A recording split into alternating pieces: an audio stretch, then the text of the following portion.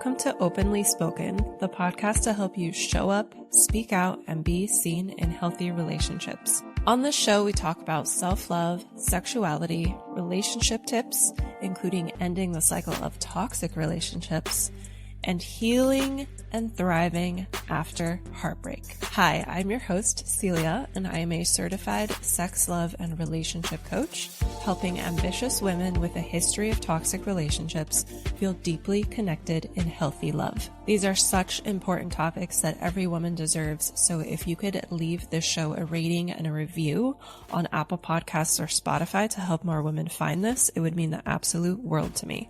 Thank you so much for being here today. Now let's dive into the show.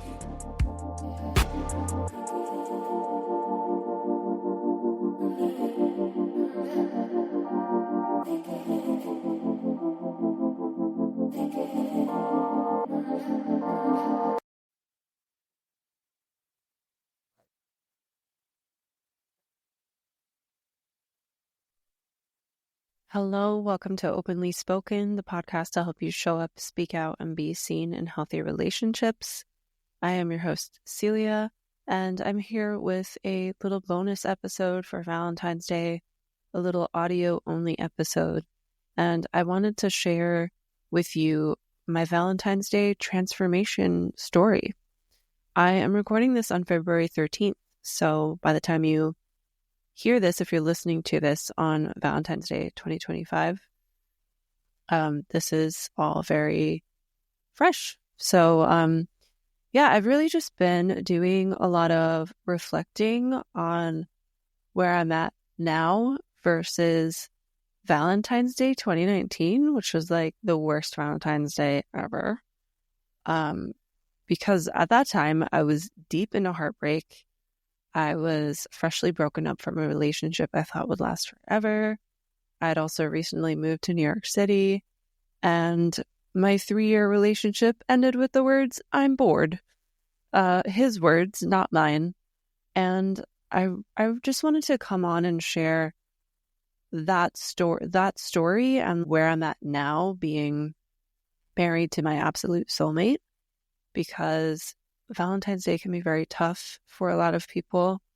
And in case you're in the space where you're going through a difficult breakup, or you're single and you're like, ugh, I don't want to be single on this day, I want to share my story so that you can get a glimmer of hope and know that whatever circumstance you're in right now doesn't have to be forever if you don't like it. Yeah, so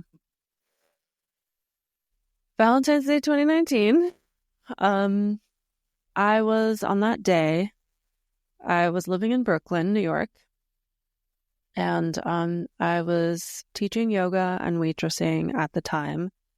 And on the literal day of Valentine's Day, I was waitressing a busy lunch shift, surrounded by couples in love, and I was barely holding myself together. We had this back section that was curtained off and acted as sort of this break room for the servers. Usually at the dinner shift it would be used, especially on the weekends, but during lunch shifts and during the week it would typically be sectioned off because there were tables there, and that would be where you would like take your break and actually like sit down and eat. First of all, shout out to New York City for, at least my experience with 3 different restaurants I worked at. They actually feed you, not like when I lived in Miami, Florida, where you're like actually legit starving on your shift and punished if you try to step aside to take a couple bites of a protein bar or whatever you have. But I'm going on a tangent. Okay. So I was barely holding myself together. I was going into this back space to cry. Like in between going to my tables and taking orders and bringing food up, I would just go behind this curtained off area and I would just like cry. And then I would like wipe my eyes, take a deep breath, paste on my smile, put on my game face, and get back out there on the floor. And I'm very grateful that I had a very very cool and kind floor manager, very cool and kind coworkers. They were all very compassionate with what I was going through. And we kind of had this like family vibe there that I felt comfortable sharing stuff with them, which was not the vibe at the other two restaurants I worked in New York City.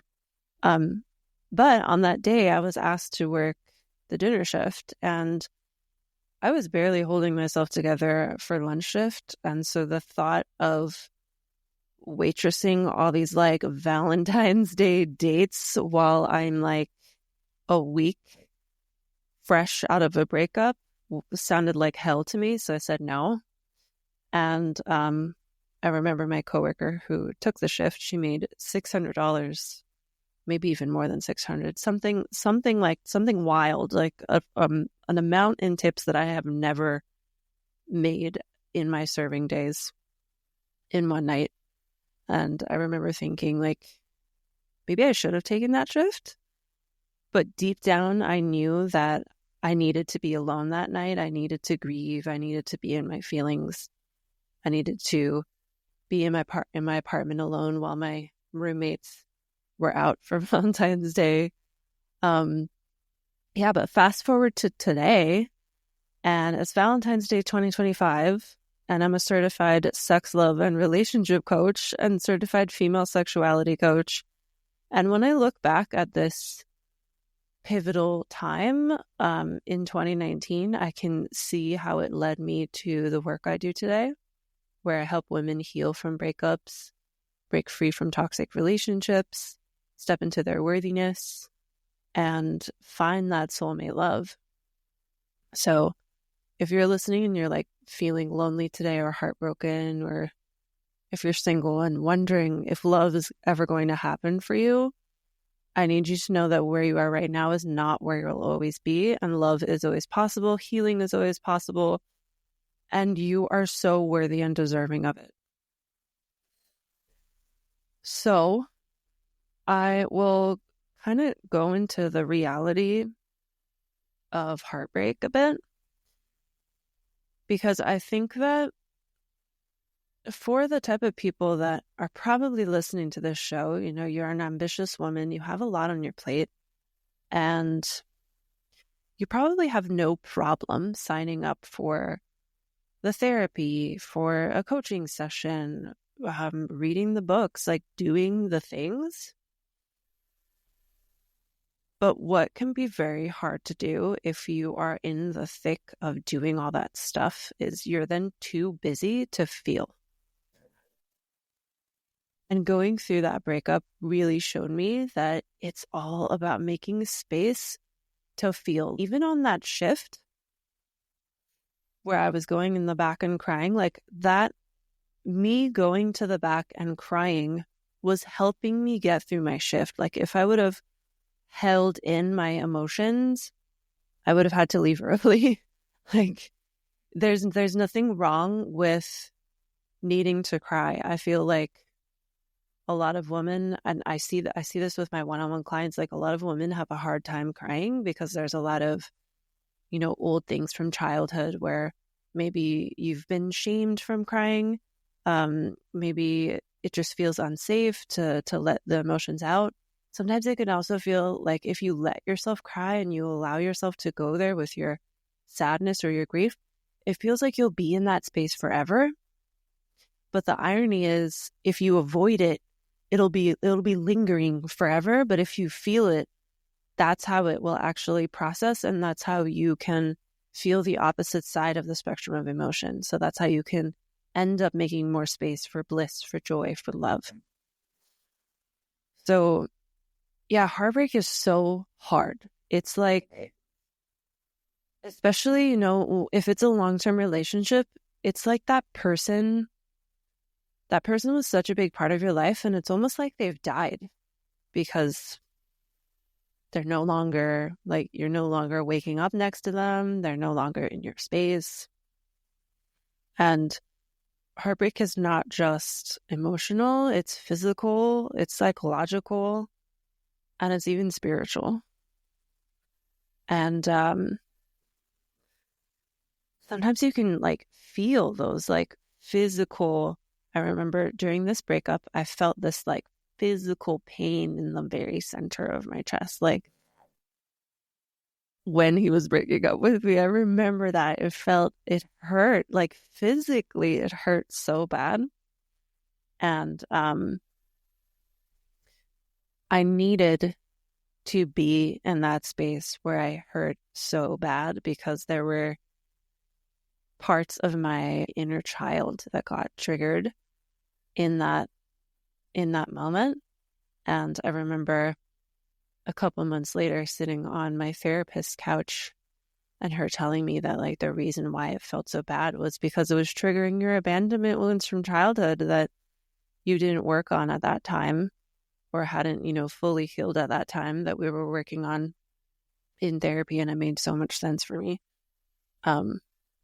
Yeah. So I did a little bit of like Googling and saw that studies in neuroscience show that romantic rejection activates the same brain regions as physical pain. And that kind of explains why it's so unbearable. And when we go through heartbreak, it can feel like our world is shattering. And in many ways it is. The vision we had for our future is suddenly erased, and that can feel so destabilizing. For me with this, the breakup that I'm sharing about, like my future, I thought I would be marrying this person. No, now I'm really glad I didn't, because I see that we were not meant for that. Yeah, so the vision for your future is suddenly gone.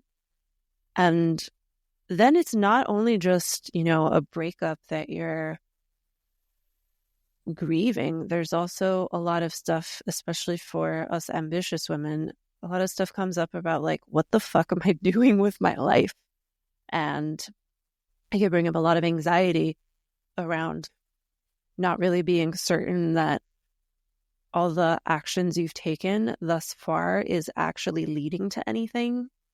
I don't know if that resonates. Let me know if that resonates with you. And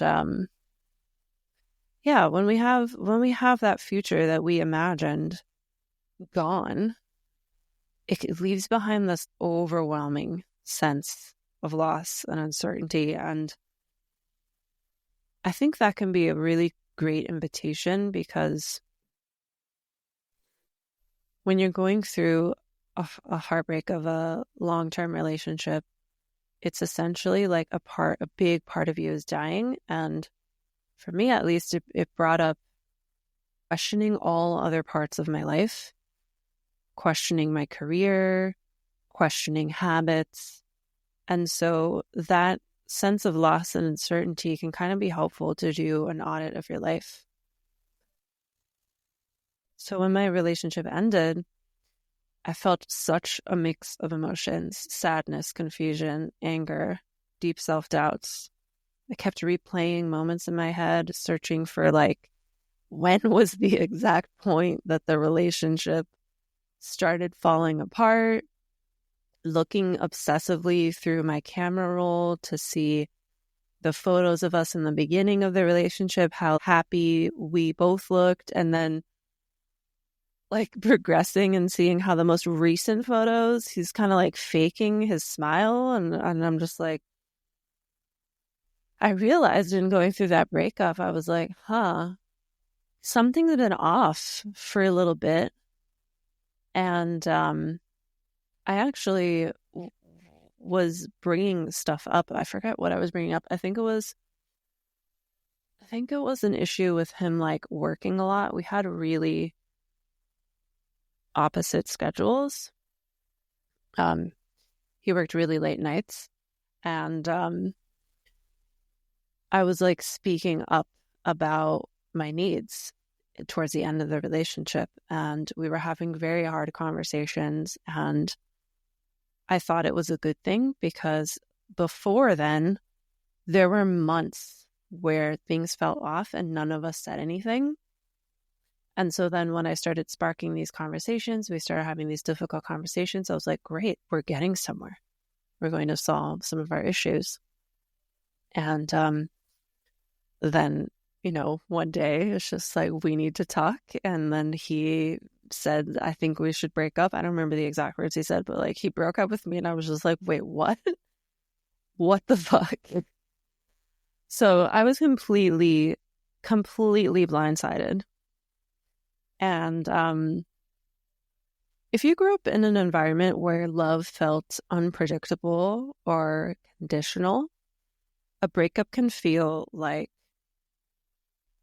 proof that love is not safe, or proof that love is not sustainable, or proof that, like a big one for me was proof that if you feel very happy and good, it means something bad is about to happen.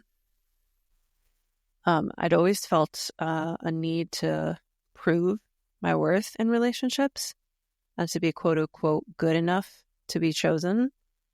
And so when my ex told me that he was bored when he broke up with me, it really, really triggered like some wounds of not feeling good enough, inadequacy.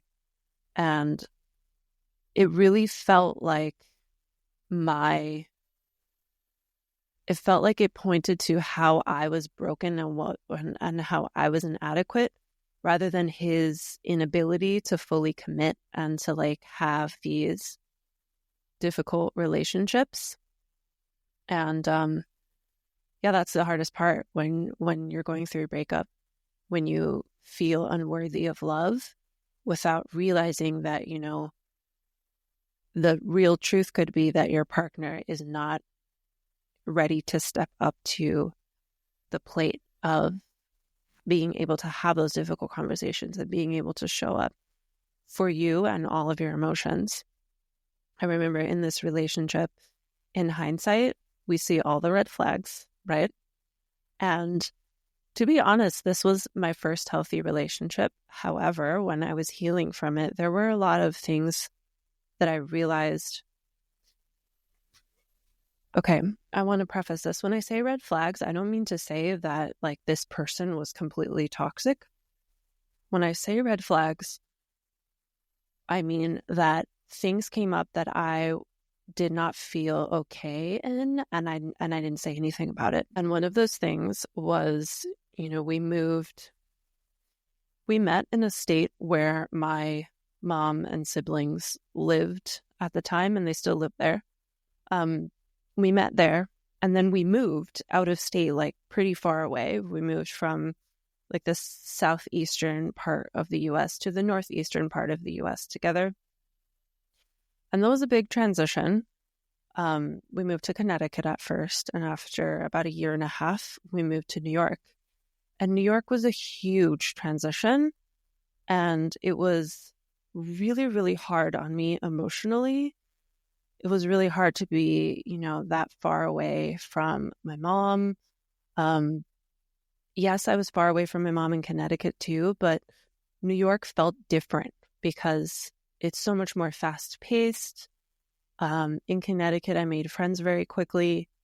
And in New York, the first couple months, it was really tough. I remember getting lost on my way home on the train. And like the first, we moved there with like nothing lined up because we were in our late 20s and we were, young and kind of stupid, I guess. But I'm glad that we did it.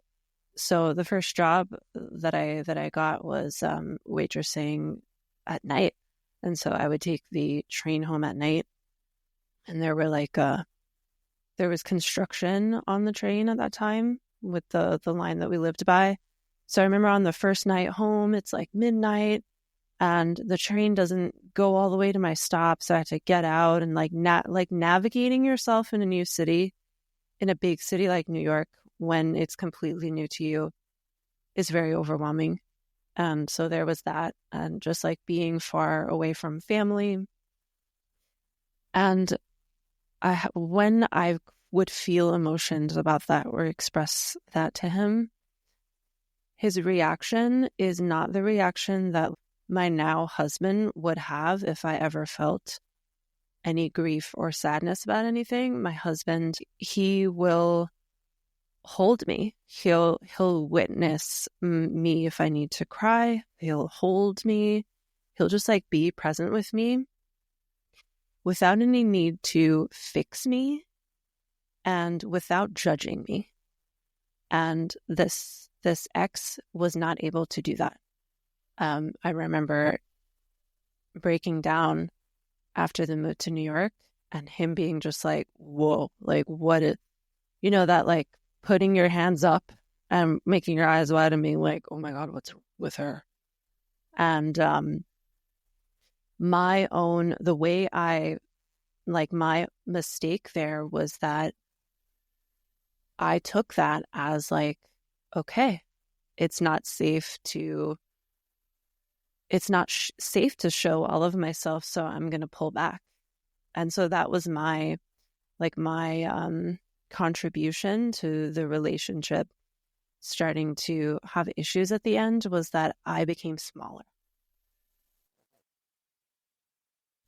And if you are listening to this and you're currently going through a breakup and you are still in the space where you are looking at all of the things that your ex did, or all of the ways that your ex ruined things, I really invite you to turn that reflection to yourself and look at what are the things that I allowed to happen.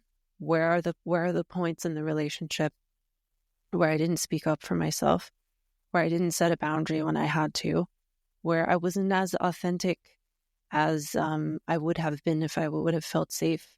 Why did I allow this person to make me hold back my true expression? Like, is that really the kind of love I want to have? Like, really asking yourself those questions. Because if you keep focusing on what your ex did wrong, you won't actually end this cycle of being in relationships with people who aren't emotionally available for you. You won't end the cycle of being in relationships that feel toxic. And in this relationship, I said before that it was my first healthy relationship. However, having had a history of toxic relationships, I did not know how to navigate my first healthy relationship. And so another thing I realized in hindsight was that in the beginning of this very first healthy relationship, I received so much nourishment from the joy in how this person was not like my other ex that I had before him. This first healthy relationship, there were so many ways where he was significantly better than my ex. However, just because someone is better than your ex does not mean you stay with them. I don't think there was anything, particularly toxic about this person. There was nothing particularly toxic about him besides, the fact that he couldn't hold my emotions. But because I was so used to toxic relationships, when stuff like that happened, where he wasn't able to show up and be present with my emotions, I did not know how to say, hey, when you treat me like there's something wrong with me when I cry, that doesn't feel really good. It would be very supportive if you could just hold me and be present with me. Are you able to do that? I wasn't able to communicate what I needed and communicate how I felt, because here I am in this relationship where it's the first person that I was with where I'm like, oh my God, men like this exist. And so because of that, I was like clinging on to him. I was like, I don't want this to ever end. Like, he could never leave me. And so that was my toxic trait.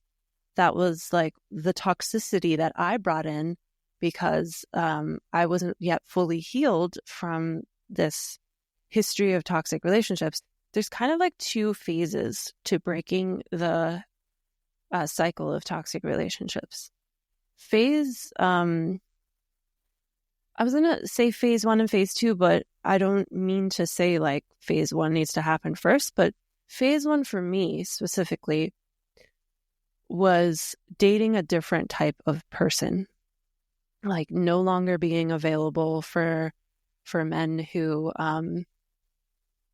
didn't fully value me, didn't fully see me, and no longer being available for men who were like controlling. I remember when I first was in this first healthy relationship, I was saying like I was apologizing for things like left and right, and he reflected and he was like, "You say sorry a lot. Like you've dated a lot of assholes, haven't you?" And I'm like, "Yes, I have." And it was a really great invitation and a great growing experience to be like, "Oh yeah, I don't need to apologize for my existence." And so that was phase one of like going after different types of people. And for me specifically, this is going to be different depending on maybe like your sexual orientation, because I know not all women here are, dating men. Some women like women, some, there's non-binary people exist, even though our current political administration pretends like they don't. Anyways, for me, that phase one of being available for a different kind of man came from healing my father wound. And then the second phase, where instead of focusing externally on going after different kinds of men, it was an internal focus on like taking that mirror away from my partners and taking the finger pointing away from my ex-partners and what they did wrong, and pointing it instead to me and noticing what I have contributed and like cleaning up my side of the street. And that was the mother wound. And I think that the mother wound and that like internal stuff is probably harder to move through, because we're not really, there are things that we're doing that are unconscious, so we're not fully aware of all of our toxic behaviors and behaviors that have really helped us survive ever since we were children. And so it just feels so normal to us that it's hard for these things to be pointed out to us, especially if you're just in a vacuum, like if you don't have a therapist or, relationships can also be a good mirror to point things out, or like really outspoken friends who are like, "Hey, you're doing this thing." It's really hard to really fully see where you are contributing. Breakups can also trigger our attachment wounds. Well, it's a big one. I talked about, feeling abandoned, and the attachment wounds that's also why looking at your mother wound and your father wound is such a big, strong tool for relationships, because this is where your attachments were formed. And when you can look at your mother wound and father wound, what you're doing is you're changing your own internalized version of your caretakers, and then you get to parent yourself better than you were parented. And yeah, so for many people, when their attachment wounds are triggered, this experience can awaken those childhood wounds, especially if you have anxious attachment style, and especially if you have felt emotionally abandoned from your parents.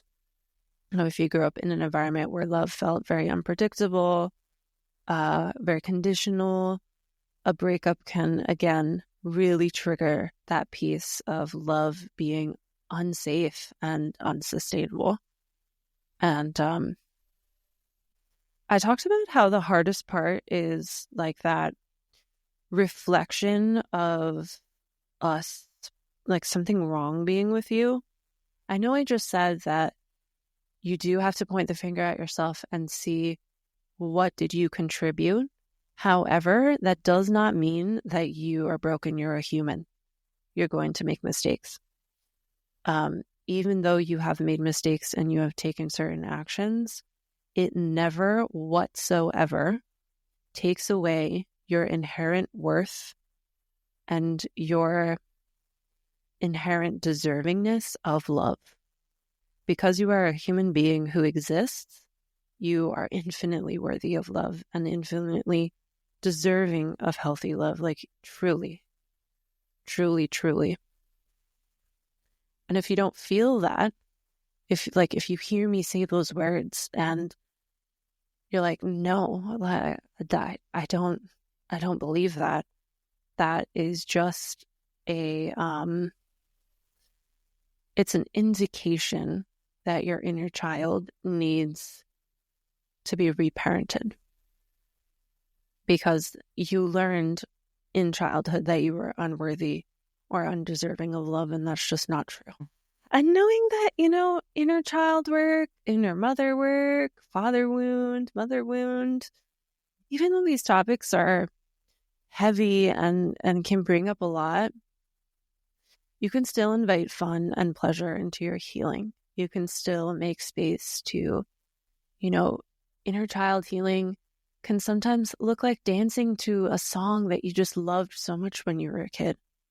Or, maybe you go into the depths and you're ugly crying, and then afterwards you dance with your inner child, like making sure that you bring in fun into your healing so that your nervous system learns.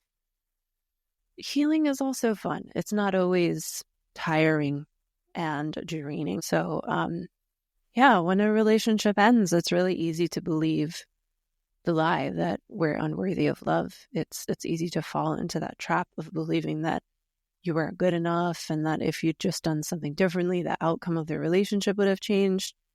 But I truly think that, this might be like my own spiritual journey with relationships, but I invite you to really try this thinking on to see if it might be supportive for you. But I really think that every romantic relationship, however it played out, that was exactly how it was supposed to play out, so that you can learn and so that you can grow and so that you can feel and so that you can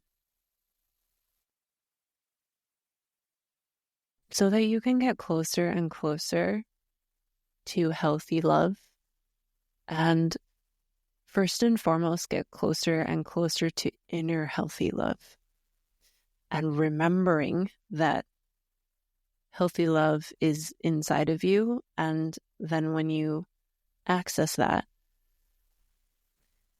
you start to see where healthy love is available around you, and it becomes easier to interact with healthy love outside of you. So besides the lie of feeling unworthy or undeserving after a breakup, I think one of the other hardest things is the loneliness, especially around this time of year. And that Valentine's Day 2019 was so excruciating. Like seeing those happy couples when I felt so empty inside made the pain sharper. It felt like the entire world was rubbing my loneliness in my face. Luckily at that time, I had a connection with my inner mother. So I spent the night, in my apartment, crying, feeling, but also doing very nice things for myself. I cooked dinner for myself, gave myself, a relaxing bath, and really just nurtured and cared for myself. And I didn't realize that loneliness was an invitation to deepen my connection with my inner mother until right now when I'm speaking it out loud. It really was an invitation to meet myself, to sit with my emotions rather than to escape them, and to learn that I could be my own greatest source of love and comfort. And it really helped me accept so many parts of myself that I was shaming while I was in the relationship that had just ended. And I remember having that sort of cracked open experience of feeling deeper love for myself. And that was when I wrote, I'm going to put this in the show notes, but there was this Instagram post that I posted as I was going through this breakup. And I've archived a lot of my stuff, so it's not hard to find. There's only 23 posts on my Instagram right now, but it's the very first one, like the oldest one.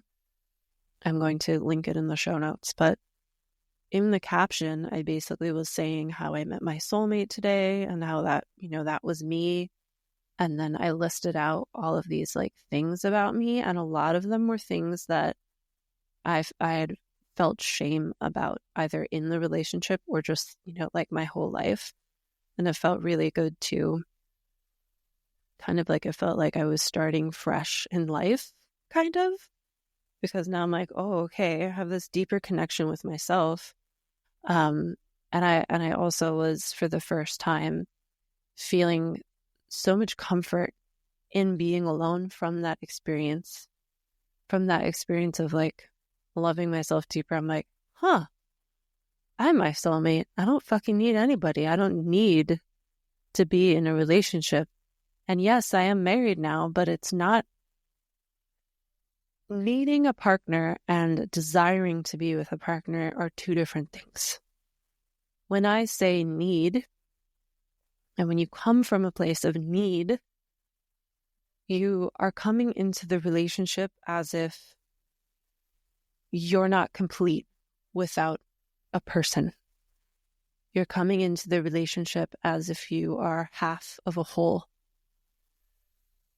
You are one half, your partner's the other half, and together you are whole. But I have a, newsflash for you if that's you. That is codependency. That is not healthy. If you come into a relationship with the energy of I don't need a partner, but I desire them, that is just like, even just saying those words out loud, like, doesn't that sound sexy? Like, I don't need you, but I desire you.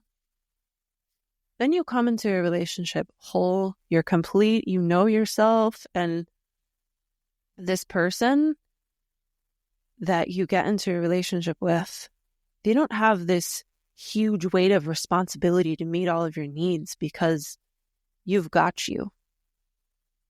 And that's not to say that your romantic relationship shouldn't meet any of your needs. Of course it should, but it's a completely different ballgame for your romantic partner to meet every single one of your childhood needs without you showing up for yourself in that way. Because then honestly, essentially what's happening is your inner child is running the show, and your partner is then really in a relationship with your inner child instead of like the grown-up, adult, mature version of you. And a big red flag to look out for, to see if your inner child is running the show, is if you are in that cycle of toxic relationships and you're not able to get out of it. Another one is also if you, this is the same as toxic relationships, but if you're in relationships where there's a lot of fighting and a lot of drama, it's most likely your inner child. There's something that your inner child needs. And I promise you, it is safe to connect with her. I know that kind of deep work can feel uncomfortable and frustrating because it can also take a while to really feel better and confident and raise your worthiness, deservingness, your self-esteem. But as long as you are willing to feel, that is truly the key. As long as you're really not stuffing down your emotions and just making space to feel it. And that was honestly my turning point in this breakup, is really making the space to let myself ugly cry, let myself rage. Obviously, I was doing this in safe space. I was crying on my shift in that restaurant, but at least I was, going behind a curtain and like sometimes even going into the bathroom. Like I was making space for my emotions. But then when I was home and I had my apartment to myself, I was punching pillows. I was ugly crying, screaming, like doing all the things that I needed to do. I also was in therapy. I was working with a coach doing embodiment work where we had to rage with our emotions. And these, like, really ritualizing your grief and making a ritual of checking in with yourself and allowing yourself to truly feel, that is the key. That is the key. And this is exactly what I help my one-on-one clients do. And I know that can sound scary, of like really, really feeling into those emotions. So I just want to share like how we get there with people who have the resistance. The very first starting point is making it a practice to connect with your breath and to connect with your body and to allow yourself to be still. Allow yourself to get quiet with yourself. And then from there, once you feel a little bit of mastery in doing that, from there it's connecting with, humans are multifaceted. And when we say multifaceted within the coaching space or even within therapy, we are talking about multiple parts of yourself. So your inner child, your inner mother, inner father, inner critic, inner perfectionist, all those parts of yourself. The next step after you're able to be quiet and breathe and connect with your breath is uncovering all those parts of yourself and really creating a relationship with, it's like your inner family, especially when we're talking about inner mother, inner child, inner father. That's your internal family. And when you integrate those parts of you, then you no longer operate from all of your wounded parts, and your wounded parts have their needs met by you. Your wounded parts, now that they have their needs met by you, they are doing something else rather than sabotaging your relationships. And then other parts of you that are not wounded, that are empowered, they feel safe to show up for you. And then you have these internal pieces that you can always connect with to help you reach towards your desires in relationships and in self-love. Yeah. So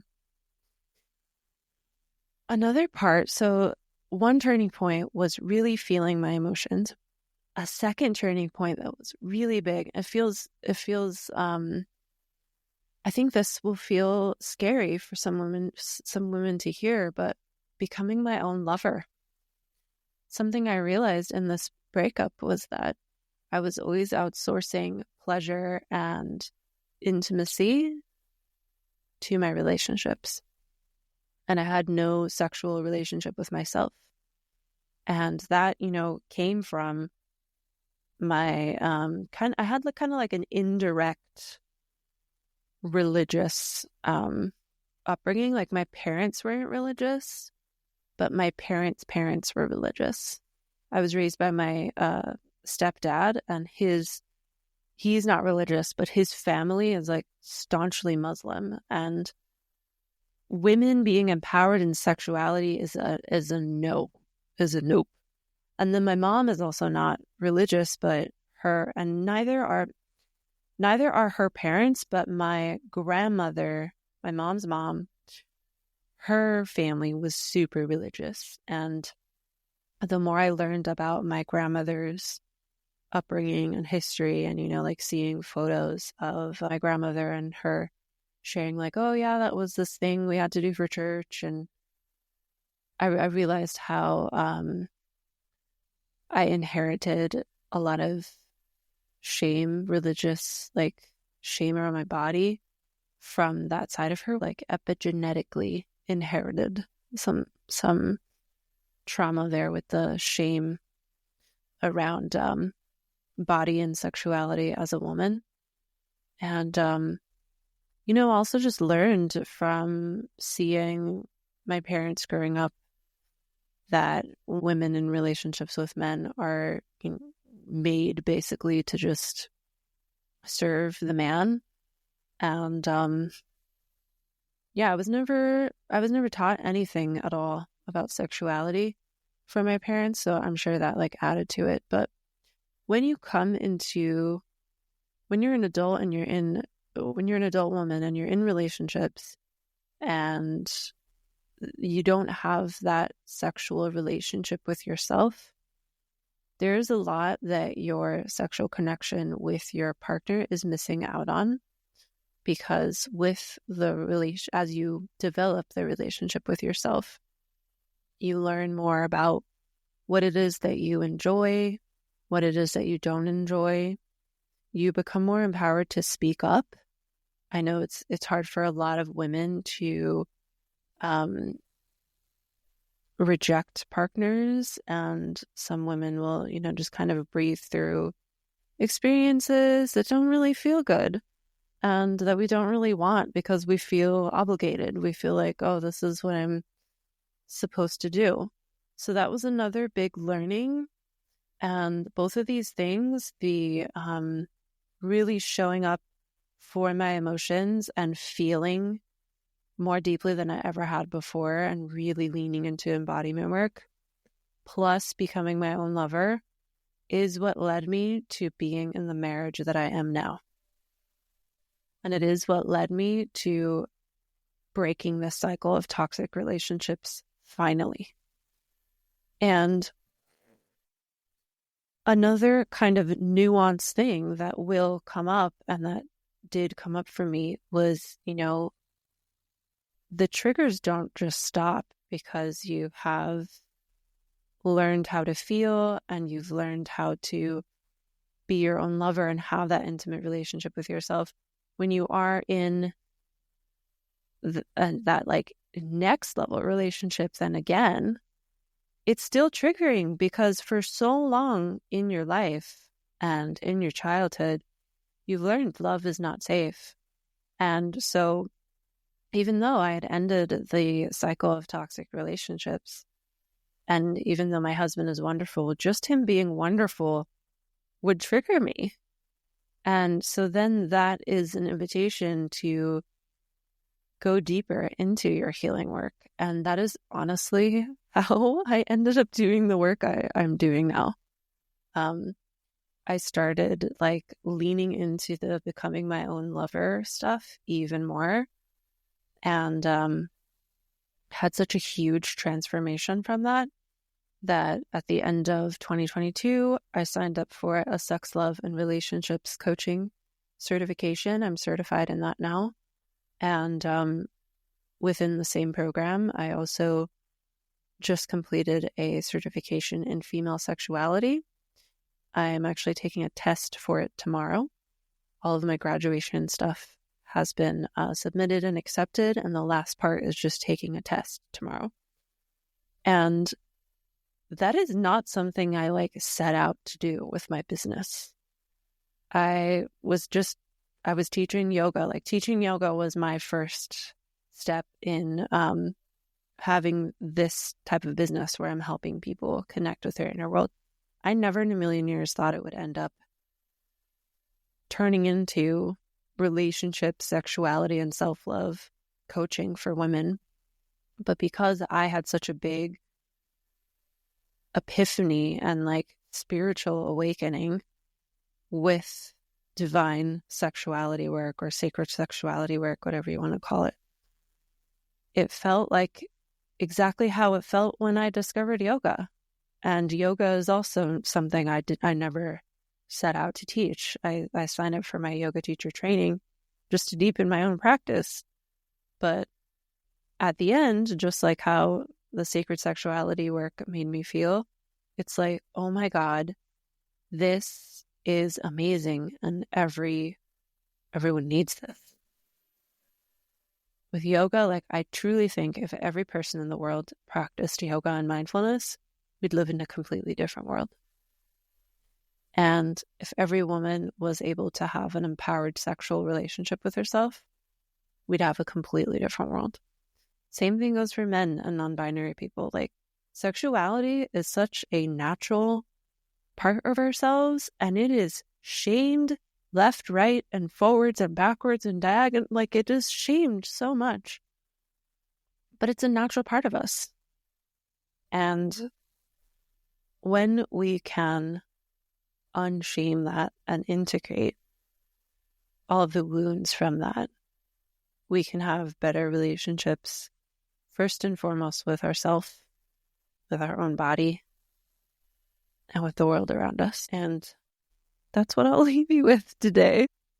If you resonate with my story and you're a woman who wants to start leaning into sacred sexuality work, you can join my waitlist for Heart Magic. It's a self-paced self-love course with the practice of breast massage in it. It also has embodiment work, mindfulness work. It has all this stuff in there to help support you in a breast massage practice because it can be very triggering. And if you want something deeper, I am a one-on-one coach, and my coaching is also on waitlist. So both of these things are on waitlist, but depending on when you're listening to this, maybe it's 5 years in the future, the list might be open. So I will put those links in the show notes below. And thank you so much for spending your Valentine's Day with me. Whether you're celebrating, whether you are healing from a breakup, whether you are single right now and wishing you weren't, or just navigating whatever journey you're on, you're exactly where you need to be. And whatever you're going through right now is going to really set you up for the future that you will love. And I'm so honored to be here to walk this path along with you. That is all. Thank you so much. And I will see you next time. Bye.